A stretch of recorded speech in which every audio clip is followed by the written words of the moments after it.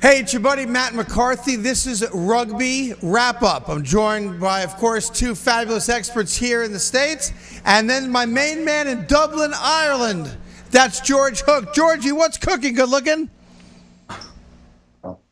The problem with you, I have to say, is I can't understand the word you're saying. Apparently, remedial English classes are now available on East 42nd Street for foreigners who can't speak English properly.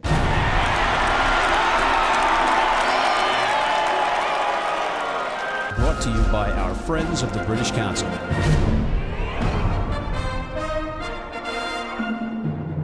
Hello, everybody, and welcome back to Rugby Wrap-Up, America's show out of New York City. I'm Matt McCarthy at Studio 34, the Fantasy Sports Network on West 35th Street, and I've got some big shots with me on the show today. Mr. George Hook, calling in from Dublin. Mr. Steve Lewis, the Scotsman at large here in New York, and Mr. Martin Pengelly of the U.S. Guardian, and he's an Englishman, folks.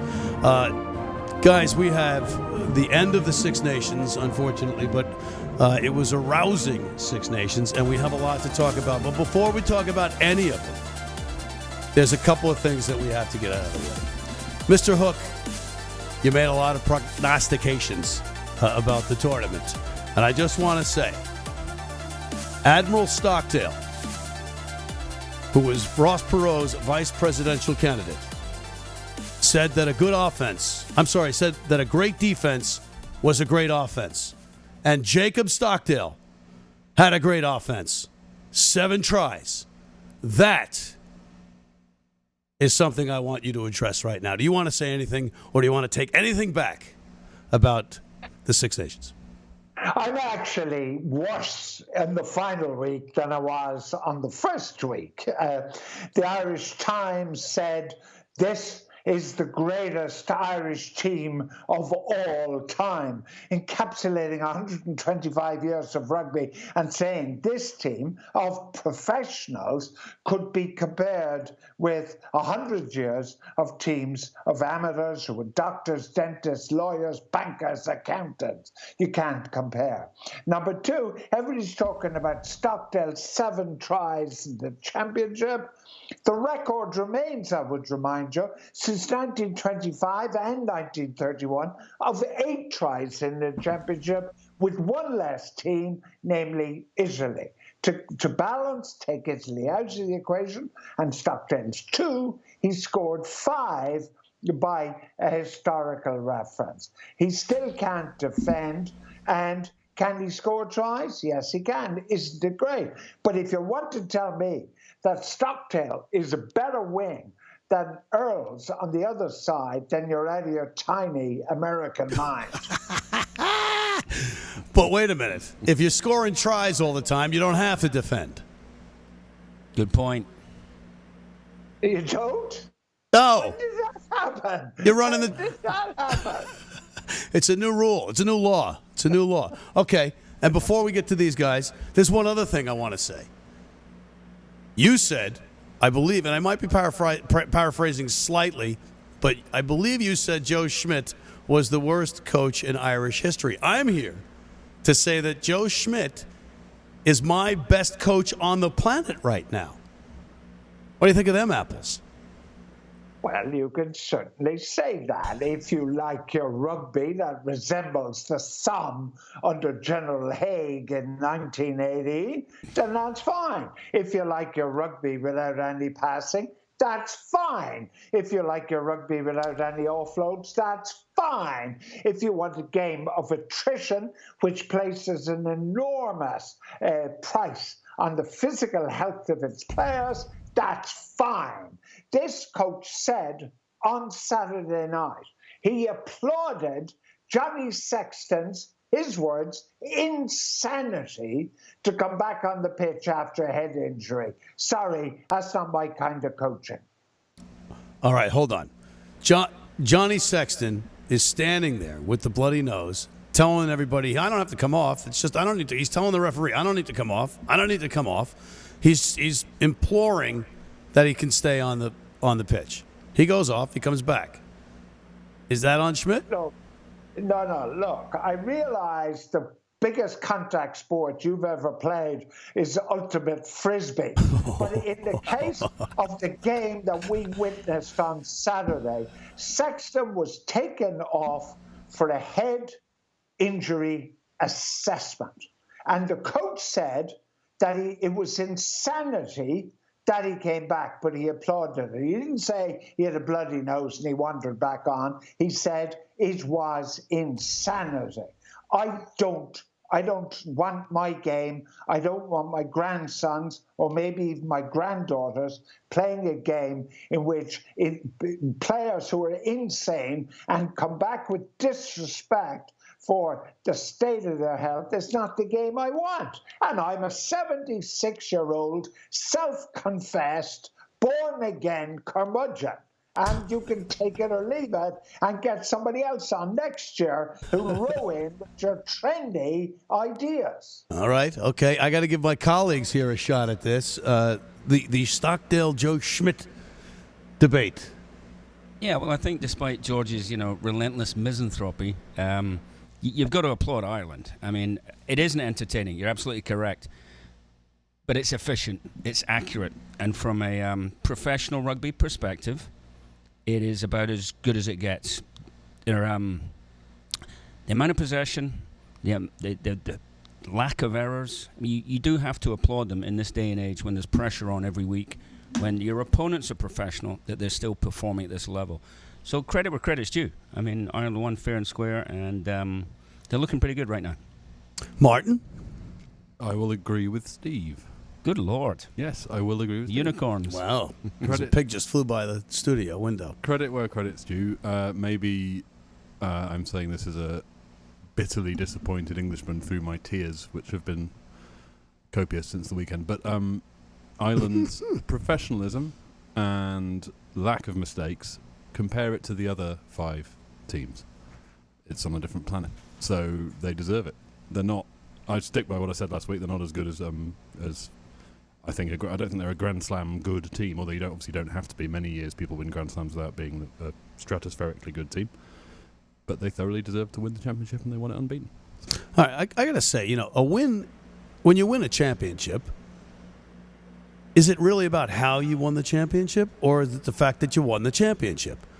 Look at professional sport results. Right. Look at, Super Bowl. And I'm going to go to the American sports here, George, and not my professional touch frisbee career, but you got the NFL, you got the NHL. The NHL specifically, the one year where the Florida Panthers played that trap game where they just clogged the middle of the ice the entire time and didn't let anybody score, but it got that team to the finals. They ultimately lost. But I think a win of a championship is what fans want. How many people are happy in Ireland right now, George? Everybody except me. All right, fair enough. Well, so let's get to the nitty gritty Let's of talk about England. Let's talk about England. We're getting to England. But first, I have to ask. You guys remember your predictions for how the tournament was going to pan out, and I'll give you a guess as to who was the only person out of the 4 of us that got the top 2 teams correct in predicting this tournament. Blind squirrel, acorn. I beg to differ, sir. But anyway, yeah, yours truly picked Ireland as first and Wales as second. And Martin, you picked Ireland first, but you picked Scotland second. And you two were the rest of the bottom feeders out there. But okay, that aside, let's get to the matches. And we're going to run out of time in this segment. But let's start with England versus Ireland at Twickenham on St. Paddy's Day. Stephen? Well, both wheels are now officially off the chariot for Eddie and my southern cousins. It was a more comfortable win than the final scoreline suggested. Obviously, Ireland got up pretty early. England showed signs of life towards the end, last 20. Played reasonably, but England got some issues now. They unfortunately, they're going into a tour in South Africa, which is no real place to get your confidence back or blood new players, but they're kind of going to have to. They got 3 tests over there. That's next up for them. They got a tough road to hoe going forward. George, I'm with you on Eddie Jones. I don't think you can lose these three matches and survive, but somehow he is surviving. Should he be sacked? Well, I think he will be sacked. But, the great advantage of Martin Pengelly on the panel is he demonstrates the calm demeanour of your average Englishman. So back home at Twickenham, the RFU committee is meeting over gin tonics, and it will very quietly, very gentlemanly get rid of Jones. They have to. I mean, what you saw on Saturday, and in fact in the previous two games, was appalling rugby. But there's a reason for it which goes beyond Jones.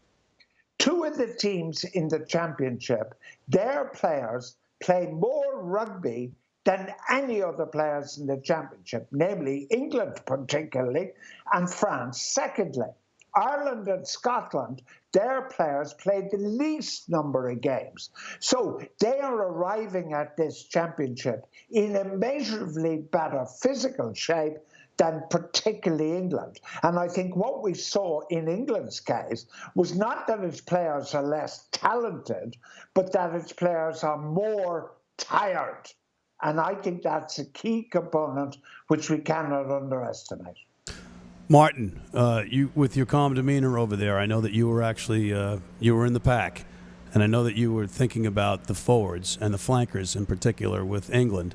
And Dan Lyle on his show with Alex Corbacero and Lee Diffie on NBC was talking about that being a problem, and I know that you had mentioned that being a problem too. Yeah, well, it's a problem if to try and sort out your breakdown problem, you bring in James Haskell, who has got many strengths. I'm a Haskell believer, didn't used to be, but one of his strengths is not sorting out the breakdown, and lo and behold, it's a problem again. Losing Sam Underhill to injury was a blow, although he's not the finished article by any means, but he's probably about the closest England have got to a 7 of a sort of Hamish Watson kind of stature. There are some others in the Premiership. Matt Kovacic doesn't seem to be quite rated by a succession of England coaches, but he's been there and thereabouts. They need flankers who can sort the breakdown out. They've seemed to have realised Courtney Lawes is not a 6. That's one thing, but you still don't have that ferreting, fetching, disrupting mongrels from Scotland. Watson and Barkley and Gray. Yeah. The amount of tackles he put in. Well, I think George said a couple of weeks ago, it was beautifully put, that Scotland's entire rugby history has been based on larceny. Rucks. It's true. Larceny at the ruck is a skill, and Scottish flankers tend to have it. I regard John Jeffrey and particularly Finlay Calder as sort of personal gods at this 25-year, 30-year remove from hating and fearing them when I was an England fan and a kid, because they used to steal England's ball all the time. Get all over it, mess it up. England have decent open side fetchers, of course. They always produce them, Winterbottom, back, etc. But at the moment, they haven't got them. All right, well, we have to take a break, and just one final thought from me on this is that it seemed to be, just watching this thing from the get-go, that the problems were about positions for England. I was against the Ford-Farrell experiment, and I was against the long bodies as your back row guys. But, maybe he was forced into certain things by injury, but he talked an enormous game. I'm talking about Eddie Jones, talked an enormous game, and it all backfired completely on him. So for that reason, I am completely in cahoots with my friend George Hook and saying Eddie Jones has got to go. And we got to go take a break right now and pay some bills. We'll be right back on Rugby Wrap-Up. If you're just joining us, this is a big match and a big moment as Clijsters toes the line. You know, John, Anderson has really been struggling out there today.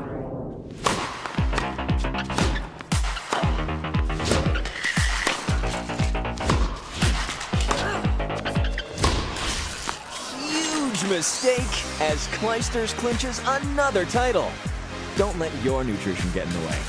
USANA, the official multivitamin of the WTA. I've been to Dublin, and I didn't have a single idea of what you guys were talking about.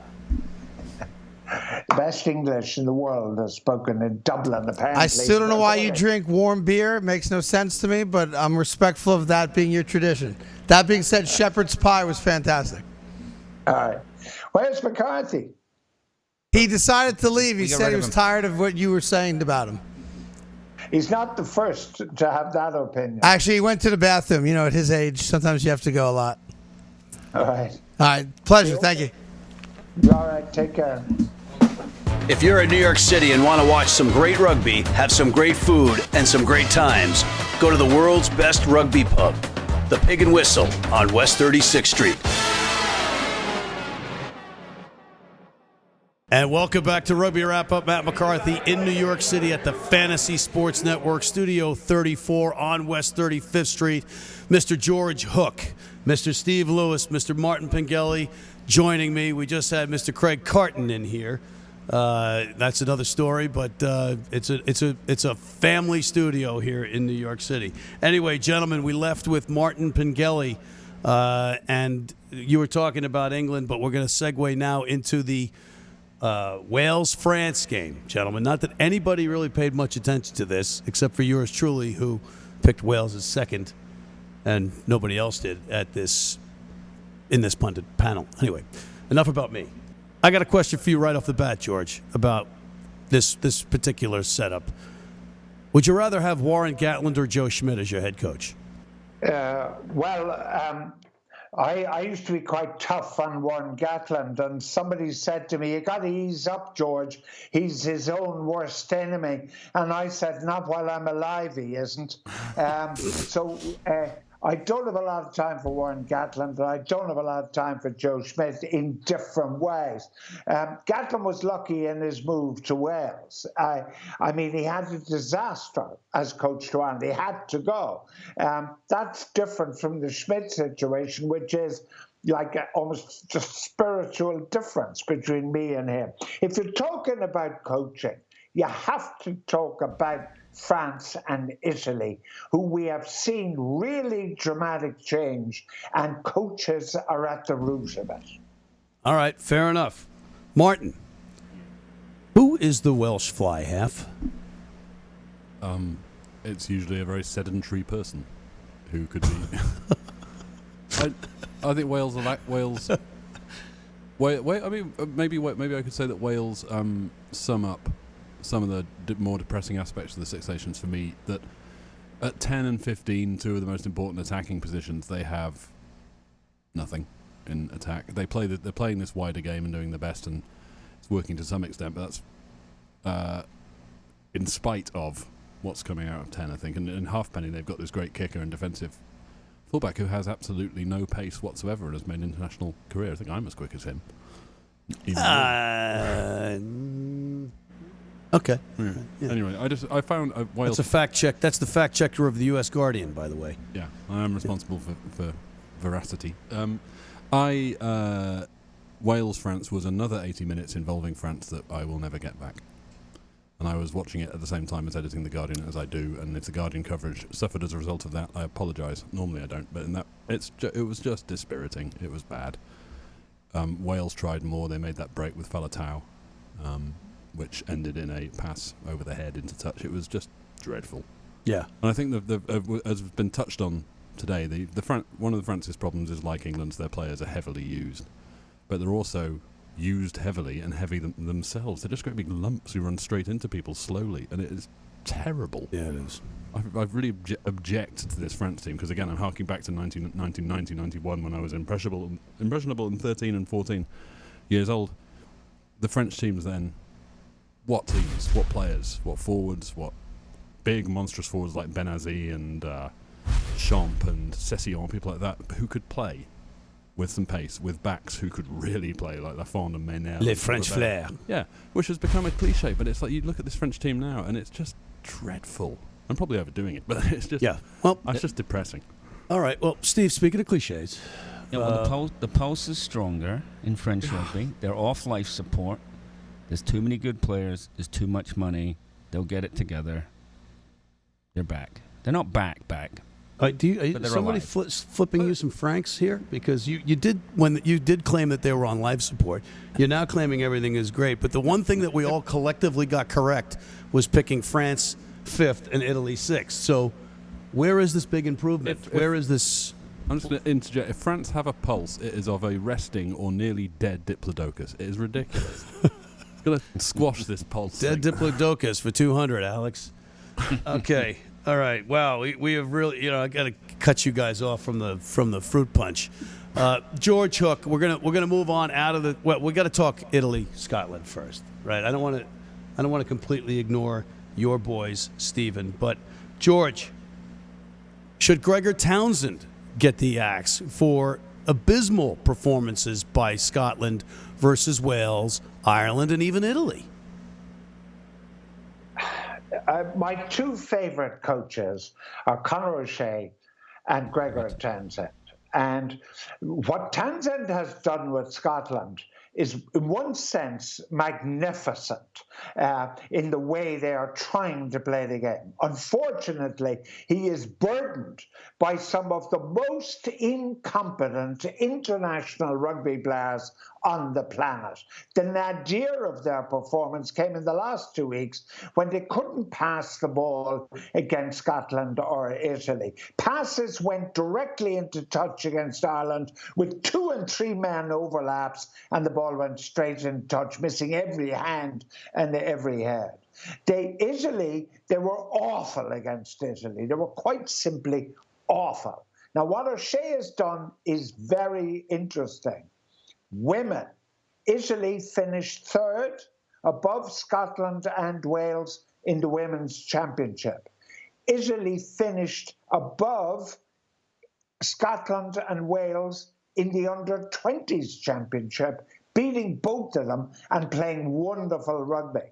So what we're going to see at Italy is 3, 4, 5 years from now, if O'Shea stays, we're going to see a really vibrant Italy. In France, I'm half Martin and I'm half Stephen. Of course, there's a pulse, but the problem is there is no component. Ron O'Gara, the Irish fly-half, was coach at Racing, and he said you could not get the players to do any fitness training. All they were interested was either passing the ball or crashing into each other, but they cannot play the game for 80 minutes. Therein lies the problem. Martin's right. And then they are playing too much rugby. So you add those two together and you can't fix France. And until the big money is taken out of the French game and the English game, and you have centrally contracted players, England and France can't succeed. Well, you got to feel for a guy like Sergio Parisse, because it's like he's going to be in the portrait of the Boulevard of Broken Dreams, with 135 caps, 100 defeats, but that's a legend. He's still a legend. I get it. But if you're him, you keep plugging away, or do you retire from international, or from the international test rugby and just concentrate on your professional contract here on out? Yeah, he's probably done now. There's a lot of wear and tear in that body. Well, he's going to probably go through the World Cup, right? Sorry, guys, I wouldn't pick Parisse. O'Shea, it's the one mistake he's making, picking Parisse, because Parisse still thinks he's got 30, not 135 caps. If you study what he's done the last 2 games, he's hardly hit a receiver with a pass. He has played exceedingly badly, and it's time to call it a day, because he then won't dominate on the pitch, and the players will be looking at the coach rather than at Parisse, and he is the biggest single problem for Italy today. But wait a minute. In his defense for a second, when you don't play with any decent players on your team, maybe it's just, you form that habit of keeping the ball and maybe not giving it off. That's horse manure, McCarthy. You have a high standard of horse manure, I must say. But first of all, Mazzoni is the best fullback in the Six Nations Championship by a comfortable margin. Wales would have him in a heartbeat.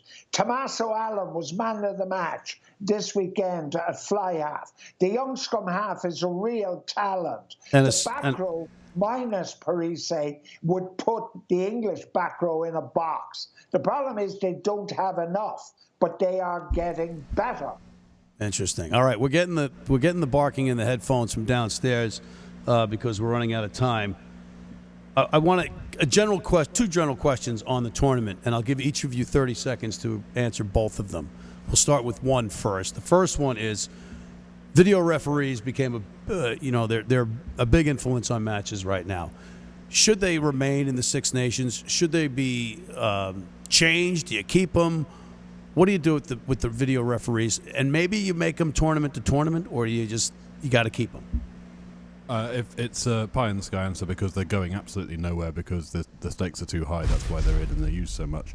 But my hope is that they get put into a metal locker and sunk in the English Channel. I think human error should be part of rugby. You had the Wales decision, which I was happy went the way it did, Wales-England. You had Rob Kearney looking like he knocked on in the first try night against England-Ireland, which made me very upset. I'd rather you just took it out and go with the ref. But it's infuriating. George, go ahead. Here. Stephen. Keep him. That means I agree. Keep him. Too much at stake. I do feel, however, referees need to grow up here because they just default to the video review now. But you can make the argument, though, that the review was there for the Wales-England match. This is my argument I'm making. It was inexcusable. It was there for Wales-England, and it went that way. It was there for Ireland-England, and it went the other way. It's like it's video evidence doesn't work. You know, I work in news. I know that you can't trust what you see just because it's on video. Nothing works. It's human error is still coming into it with the video in both those cases. Right. So why not just scrap it and have human error and just live with it? Craig Juber. Right. Okay. Glenn Newman. Final question. George is asleep. Wait, Okay, I got two more quick questions. George, can Ireland win the World Cup? No. They cannot win the World Cup. Why not? They're ranked number 2 in the world. We have never reached the semi-final of the World Cup in our history. I think our target ought to be to get to the semi-final before we think about winning the entire competition. So I'll be happy if we make the semi-final for the first time ever, which we should, given Scotland are in our group, which is a walkover. All right. And final question, or final topic. It's not the Six Nations, but we have to address it real fast. The incident in Spain. I think everyone's aware of it by now. To me, World Rugby sort of, passing the buck here by saying it's Rugby Europe and the referees were chosen, months ahead. I don't think it's acceptable. It's a World Cup qualifier. Impartiality. You've now put the referee in a ridiculous position. You've now had bad Spanish behaviour, justified or not, it's bad behaviour. Just a mess all round. I'm going to have to agree with Steve. That's twice now. The second time in one this is crazy. show. I'm going to go home and have a lie down. But should they replay the match? No, it's done. You shouldn't replay the match. Spain, whether they forfeited any sympathy, I'm not sure, but they shouldn't have done what they did. You don't replay it, but bad. George, what do you make of the Samoan coach saying that he was preparing for Spain, so he knew that there's this conspiracy that they knew that they'd be playing Spain because the game was fixed? Incompetence rarely fits into conspiracy theories. Steve is right. It's just sheer incompetence. But at the same time, if Steve says there's too much at stake with video referees, then there must be too much at stake for Rugby Europe. If you're going to have too much at stake argument, then you need the highest competence, not the kind of incompetence that surrounded that game. Post hoc ergo proctor hoc, I think that is, right? The two things being related. Anyway, we'll leave that. We'll leave you guys with that on that note.